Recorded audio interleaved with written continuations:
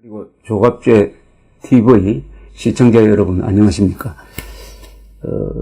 6.29 선언이라고 하는 정치적 사건이 있습니다. 이 말을 기억하지 못하는 사람들이 요새 많이 생겼습니다. 그럴 수밖에 없는 것이 30년 전의 일입니다. 벌써 한 세대가 바뀌었습니다. 1987년 6월 29일 날, 그날이 월요일이었는데 국민들이 깜짝 놀랄 발표를 했습니다. 누가 했느냐?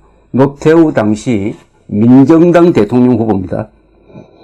민정당 대통령 후보니까 당시에 체육관에서 그냥 간접 선거로 당선이 확실시하게 돼 있는 사람이었어요. 이분이 폭탄 선언을 했습니다. 직선제를 받아들이겠다. 지금 야당과 국민들이 원하는 직선제를 받아들이겠다 하는 소위 6.29 민주화 선언을 했습니다. 이 6.29 민주화 선언을 한 날로부터 30년이 흘렀습니다. 이 30년 사이에 한국은 선거를 통해서 정권이 교체되는 이 전통을 이어가고 있습니다. 노태우, 김영삼, 김대중, 노무현, 이명박, 박근혜, 문재인. 벌써 7명의 직선제 대통령이 나왔습니다. 물론 그전에도 있었죠. 그러나 여러 가지 쿠데타라든지 대통령 시해 사건이라든지 이런 걸 거치면서 전진하다가 후퇴하다가 하는 과정을 거치면서 87년 6.29 선언을 딱 계기로 해가지고 지금 30년째 한국은 민주주의 역사에서 가장 어려운 평화적 정권 교체, 즉 선거를 통한 정권 교체를 이어가고 있습니다. 이 선거를 통한 정권 교체의 이 전통이 앞으로도 계속 이어갈 것이냐 하는 것은 사실은 장담하기 어렵습니다. 안보상의 큰 위기가 온다든지 또는 내전적 사태가 일어나면은 선거를 못하게 되죠. 그러면 민주주의도 죽는 거죠. 이 선거를 통한 정권 교체의 이 전통이 30년인데 이 30년으로는 부족합니다. 더 오래 가야 하는 것입니다. 그러나 우리가 민주주의를 시작한 게 1948년부터니까 48년, 약 40년 만에 선거를 통한 정권 교체의 전통을 이나마 확립한 것은 대단한 업적입니다. 이 민주주의 역사를 보통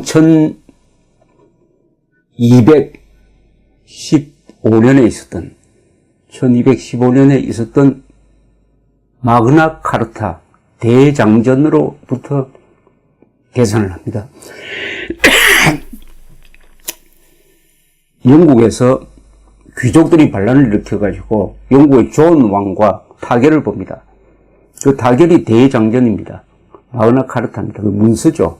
그 문서를 통해서 국회 그리고 구속영장 없이는 사람을 잡아낼 수 없다는 등등의 몇 가지 기본적인 이 권리가 서류상 보장됩니다. 그것을 근거로 해가지고 이 민주주의를 발전시켜 나가는데 이 전쟁을 하지 않고 암살을 하지 않고 쿠데타를 하지 않고 정권을 교체하는 이 전통이 확립되는 데는 400년 이상 걸렸습니다.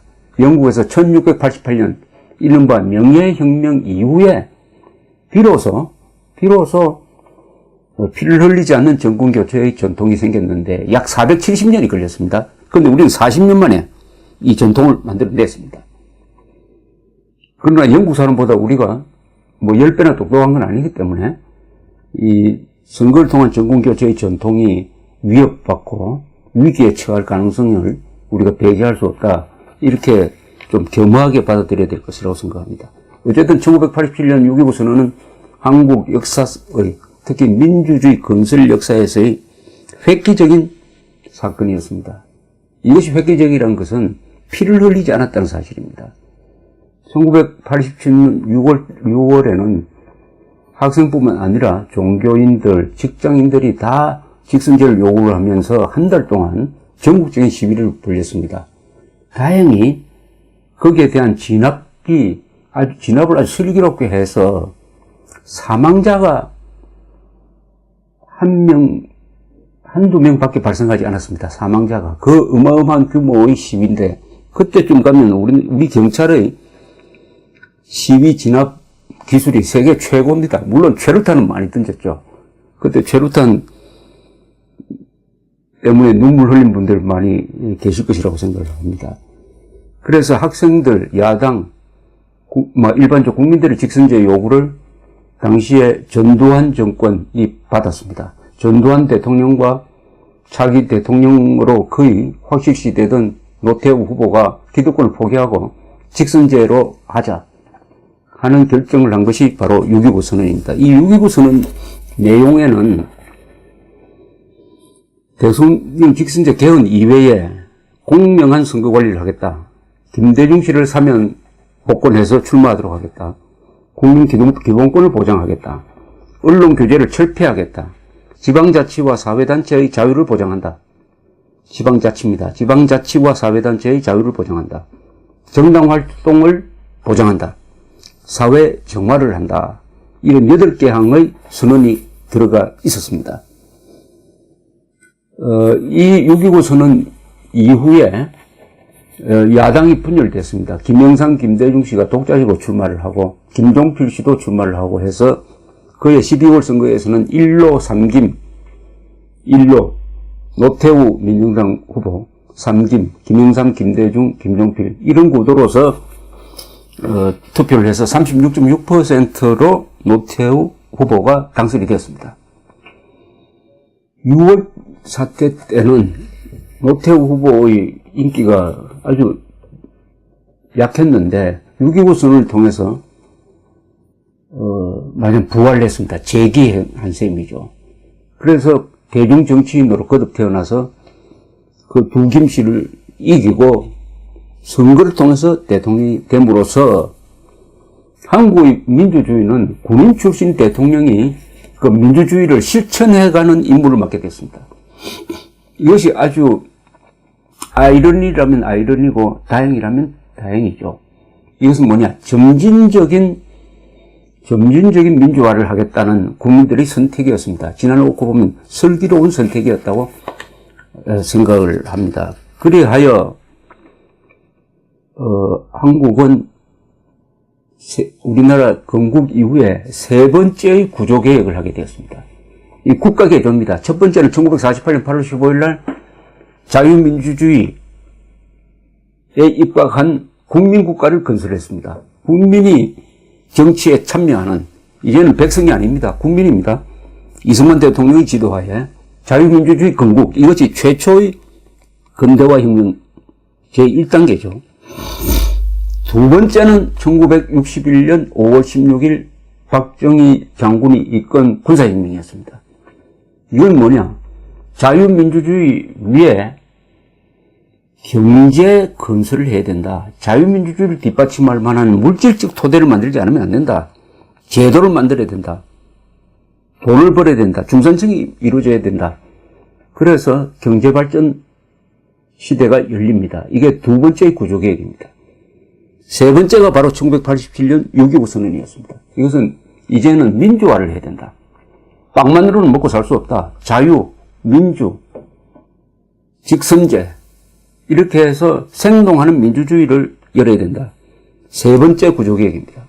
1948년 건국, 국민국가 건설, 1961년의 5.16 군사혁명에 의한 경제개발, 수출, 입국 전략의 시작, 그리고 그 바탕에서 그 1단계, 2단계의 구조개혁, 국가개조의 바탕에서 세 번째의 민주화 시대가 열린 것입니다. 그 30년이 흘렀습니다.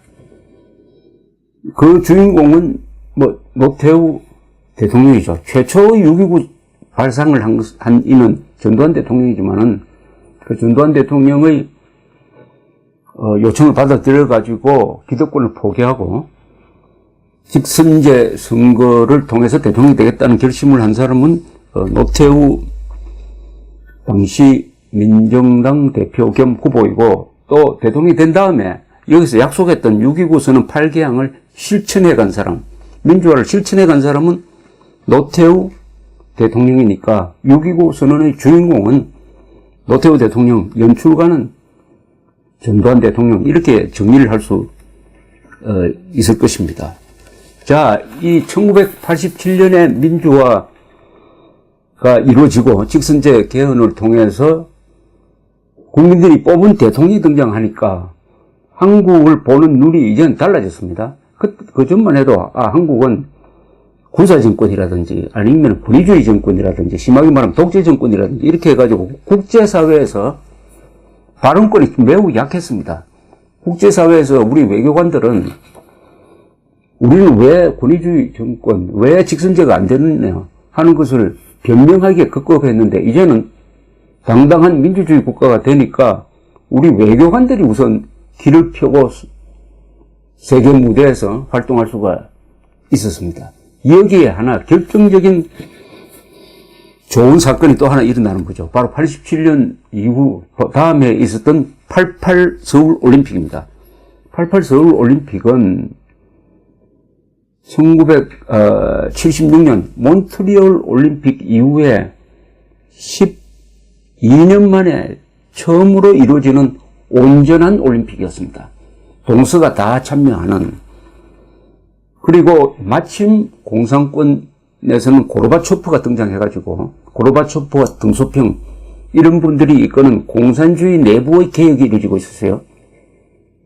그 연장서상에서 소련이 중국이 서울올림픽에 참여한다는 결정을 했습니다. 따라서 스포츠 강국인 동구, 불가리아, 루마니아, 동독, 폴란드 팀이 또 참여하는 결정을 함으로써 오랜만에 그야말로 세계의 축제가 되었습니다. 그리고 여기서 신기록도 많이 나오고 이것을 준비해간 우리 서울올림픽 조직위원회의 그 수고에 의해서 가장 안전하고 가장 정밀하고 가장 효율적인 그리고 적자가 아니라 흑자를 보는 이런 근사한 올림픽을 만들었습니다. 해닝핸드라는 그 주제가 또 세계적으로 히트를 하고 코리아나라는 그룹 사운드가 불렀습니다만 서울 올림픽을 통해서 한국은 한 걸음 더 나아갔습니다. 87년 민주화도 대단한데 서울 올림픽도 대단하게 치르고 나니까 한국의 국격이 그야말로 올라갔습니다. 이것을 아주 생산적으로 이용한 사람이 노태우 대통령입니다. 지금 노태우 대통령은 인기가 아주 낮지만은 비자금 사건으로, 그러나 역사는 아마 노태우 대통령을 높게 평가할 것입니다. 전두환 대통령과 더불어. 나중에 설명드리겠지만 노태우 대통령 시절에 얼마나 한국이 바뀌었는지 그 리스트를 읽어드리면 아마 깜짝 놀라실 것 같습니다. 자, 87년, 88년, 89년 이 무렵은 또 세계사가 한 번 요동치는 해였습니다. 87년에 한국의 민주화가 이루어지고 88년에 서울올림픽이 이루어지고 89년에 동부 공산권 국가가 차례로 그 공산 정권이 무너지면서 자유화되기 시작했습니다. 89년, 87, 88, 89 이 소용돌이 속에서 대한민국은 국가 진로를 잘 정했습니다. 노태우 대통령은 두 가지 도전이 있었습니다. 하나는 민주화를 해야 되는 도전이 있습니다. 민주주의를 실천하는 것은 얼마나 어렵습니까? 몇 명이라야 할 수가 없죠. 그때 시위가 많이 일어나고 또 국회의원 선거에서 여소야대가 발생을 해가지고 야당이 국회의 주도권을 잡았습니다. 언론도 오랜만에 맞은 언론 자유를 만끽하면서 정부 비판을 아주 세게 했습니다. 그때 노태우 대통령의 별명은 물태우였습니다. 물태우. 물렁하다. 물태우. 너무 약하다. 오늘 이 6.29 선언을 기념을 하는 학술 세미나가 열렸습니다. 6.29 민주화 선언과 한국민주주의 한국프레스센터 국제회의실 20층에서 열렸고 한국정당학회와 대한민국 역사박물관이 공동으로 주최를 했습니다. 이 세미나에서 어떤 분이 물태우란 말이 바로 한국의 민주화를 증명하는 말이었다 이렇게 이야기했습니다. 대통령 물태우라고 조롱할 수 있으니까 그게 민주화가 아니겠습니까? 그래서 이 기간은 아주 소란스러운 기간이었지만 그러나 국가 질서의 근본이 무너지지 않았습니다. 당시에 법 질서를 유지하려는 아주 책임감이 강한 공무원들이 중요한 자리에 있었습니다. 그 중에 한 분이 김기춘 비서실장입니다. 당시에 이분이 검찰총장을 했어요. 그 혼란기 때 국법 질서를 잡는데 김기춘 검찰총장이 아주 중요한 역할을 했습니다. 요사이 이른바 블랙리스트로 재판에서 구속이 돼가지고 몸이 좋지 않는데도 재판 받고 있는 걸 보니까 참 안쓰럽기도 하고, 그분한테 씌워진 이 이른바 블랙리스트라는 게 이게 죄도 안 되는 건데 저렇게 국가에 공이 많은, 한국 민주화에 공이 많은 분을 저렇게 잔인하게 대우해야 되는지 참 한탄스럽지만은, 어쨌든 1987년, 88년, 89년, 90년 이 무렵에 민주주의를 수행해야 될 노태우 대통령은 그 특유의 인내심으로서 물태우로 욕까지 받아가면서 공권력을 집행하는 것을 상당히 자제해 가면서 이분의 생각은 이랬습니다. 문제가 생길 때마다 경찰이 들어가서 해결하면 안 된다. 문제 당사자들이 스스로 자율적으로 해결하는 노력을 먼저 보여야 되는 거 아니냐, 이런 이야기를 하기도 했습니다. 그런 과정에서 공권력을 꼭 집행해야 될 때 안 하는 경우도 있었죠. 또 동의대학에서는 학생들이 화염병을 던져가지고 진화받은 경찰관이 7명이나 불타 죽는 이런 사건도 있었고, 여러 소란이 있었지만은 그러나 계엄령을 펴지 않고 이 5년간의 민주화를 이루어가는 이 과정에서 국제적인 큰 변화가 왔습니다. 공산권이 무너졌습니다. 여기에 노태우 대통령은 주도적으로 그 상황을 이용을 했습니다. 그것을 할 수 있었던 것은 88 올림픽입니다. 88 올림픽을 준비해가면서 우리나라는 자연히 그 체육계를 통해서 소련, 중국, 동구공산국과 대화의 채널을 만들게 되었습니다. 하나의 인프라를 갖게 됐어요. 동구공산권으로 진출하는 외교의 인프라를 갖게 됐습니다. 그리고 88 올림픽을 성공시키니까 한국에 대한 공산권 국가의 관심도 높아지고 아주 호감을 갖게 됐습니다. 호감을 갖게 됐습니다. 이 한국 서울 올림픽이 동구 공산권 국가가 무너지는 하나의 원인이었습니다. 하나의 원인이었어요. 그렇게 해서 노태우 대통령이 펼친 외교 정책이 흔히 북방 정책이라고 불립니다. 북방 정책. 북방, 즉 북방, 소련, 중국, 동구 공산권으로 나아가서 국교를 수립을 하자. 국교를 수립하면 어떻게 됩니까? 한국 사람들이 그 나라로 들어가서 기업도 하고 장사도 할 수 있습니다. 그러니까 그만큼 한국 사람들의 활동 공간이 넓어지는 거죠. 그 전에는 어땠느냐? 한국 사람이 갈 수 있는 나라는 제한되어 있었습니다. 우선 공산권 국가에는 갈 수가 없게 됐어요. 어떻게 보면 이 지구의 한 반 정도는 한민족이 갈 수가 없는데, 북방정책을 추진함으로써 한국인들의 활동 공간이 거의 배로 늘었다고 볼 수 있습니다. 맨 처음 수교한 데가 헝가리, 그 다음 폴란드, 그 다음 드디어 1990년에 소련, 1991년에 중국과 수교를 하게 됐습니다. 여러분, 중국과의 수교가 한국 경제에 얼마나 어마어마한 긍정적인 효과를 미쳤습니까? 지금은 한국과 중국의 무역액이 미국과 한국의 무역액, 미국과 일본의 무역액을 합친 것보다 더 많아지지 않습니까? 그만큼 경제의 뉴 프론티어를 연 것이죠. 동시에 나중에는 베트남과 원수지간이던 베트남과도 수교하게 되었습니다. 즉 87년 민주화, 88년 서울올림픽, 89년 공산권 붕괴, 이 흐름을 탄 노태우 대통령의 적극적인 주도적인 국방정책에 의해서 한국인들은 북한을 빼고 세계 어느 나라를 갈 수 있는 활동 공간, 즉 경제적 활동 공간이라든지 문화적 활동 공간, 여러 활동 공간이 넓어졌다. 한민족이 이제는 그야말로 세계를 무대로 활동할 수 있게 되었다. 이 공을 우리가 노태우 대통령한테 드려야 맞다고 생각을 합니다. 국내적으로는 민주주의를 실천하고 대외적으로는 국민들이 활동 공간을 넓혀서 전환기의 대전략을 적절하게 추진해갔다. 이렇게 볼 수 있죠.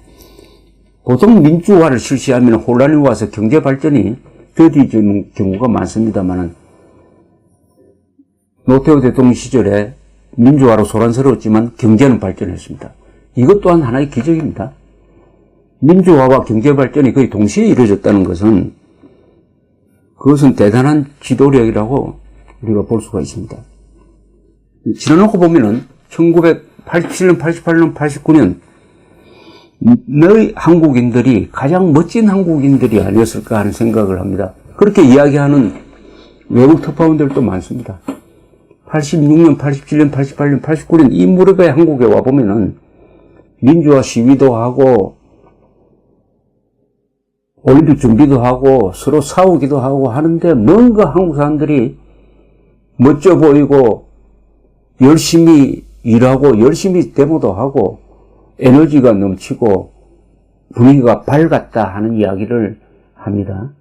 저도 그 당시의 기자 생활로 돌아가 보면은 저희 기자 생활 중에 가장 재밌기도 하고 글도 많이 썼고 그 결과도 좋았던 시절이 바로 87년 전후라고 생각을 하고요. 기자로서 자신 있게 말씀드릴 수 있는 것은 언론 자유가 가장 많이 보장되었던 시절은 노태우 대통령 시절입니다. 노태우 대통령 시절에 기자들이 마음 놓고 글을 쓸 수가 있었습니다. 기자들이 마음 놓고 쓸 수 있다는 것은 권력으로부터 압력을 안 받는다는 뜻이고 또 선동 세력으로부터 부당한 압력을 적게 받는다는 뜻이겠죠. 그런 시절이었습니다. 또 그때 내가 중산층이라고 하는 비율이 87년 가면은 70%를 넘게 됩니다. 지금은 내가 중산층이라는 사람이 한 50%로 오히려 20%가 줄어들었습니다. 이것은 경제가 나빠졌다든지 소득이 나빠져서 이렇게 된 게 아닙니다. 내가 중산층이라는 뜻은 내가 이 나라의 주인공이다, 주인이라는 뜻인데 그런 자신감, 보람을 느끼는 사람들이 줄어들었다는 그런 의미인 것입니다. 그러다 보면 1987년, 88년, 89년 이 시기를 잘 이끈 노태우 대통령 시절을 우리가 다시 재평가를 해야 된다. 이렇게 봅니다. 그때 통계를 보면 1987년에 1인당 국민소득이 3,200달러였는데 노태우 대통령 시절 5년 사이에 그게 2배 이상 늘었습니다. 7,200달러, 1인당 국민소득이 7,200달러로 늘었습니다. 이 시기에 국민연금제도가 확대되었습니다. 국민의료보험제도는 전 국민으로 확대가 되었습니다. 노태우 대통령은 정교조가 생기자 이 정교조의 이념이 반국가적이라고 해가지고 정교조를 해산시켰습니다. 1,500명의 가입자가 끝까지 탈퇴를 안 해가지고 나중에 해직시켰습니다. 이 정교조를 다시 합법화시키는 데는 김영삼 대통령 때 해직자를 복직시키고 김대중 대통령 때 정교조를 합법화시켰습니다. 그 다음에 노태우 대통령 시절에 한 일 중에서 특기할 만한 것이 5대 신도시를 만들고 주택 275만 호를 건설한 것이었습니다. 서울 주변에 일산, 분당 이런 신도시를 그때 만들었습니다. 272만 호의 주택을 건설했습니다. 이게 한국 사람들을 옥죄고 있던 주택난을 해결하는 데 결정적이었습니다. 한국에서 요새는 마이홈, 내 집이 없다 하는 이야기가 적게 나오지 않습니까? 주택 보급률이 아마 100% 넘었을 겁니다.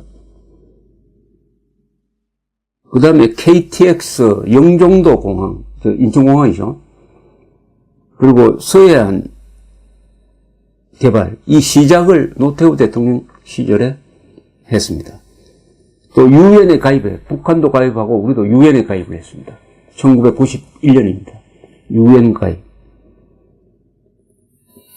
토지 공개념을 도입을 했고 범죄와의 전쟁을 선포를 해서 이 조직범죄, 마약범죄를 많이 단속을 했습니다. 그리고 남북관계의 대화도, 남북대화도 이때 가장 활발했습니다. 그래서 남북기본합의서라는 것을 만들었습니다. 다만 이때 북한의 핵 문제가 이제 본격적으로 제기되고 하고 제기될 때 노태우 대통령이 비핵화 선언을 함으로써 우리는 핵을 갖지 않겠다는 선언을 한 것이 지금 와서 돌이켜보면은 핵무장, 우리가 핵무장을 해야 될 입장인데 우리 스스로 족쇄를 건 것이 아니냐 하는 생각이 좀 들기도 합니다. 어떻게 잘할 수만 있었겠습니까? 그래하여 이 87년 6월 29일의 6.25 선언은 단순히 민주화만 가져온 것이 아니고 직선제만 가져온 것이 아니고 그것을 통해서 경제적, 외교적 분야의 파급 효과를 광범위하게 미침으로써 한국이 권위주의 국가에서 민주주의 국가로 탈바꿈하는데 결정적인 계기가 이루어졌고 이런 대국가 변화는 이런 국가 개조는 외국의 경우에 보면은 보통 피를 흘리면서 이루어지는 경우가 많은데 한국은 평화적으로 이루어지게 되었다. 평화적으로 이루어지게 됐다.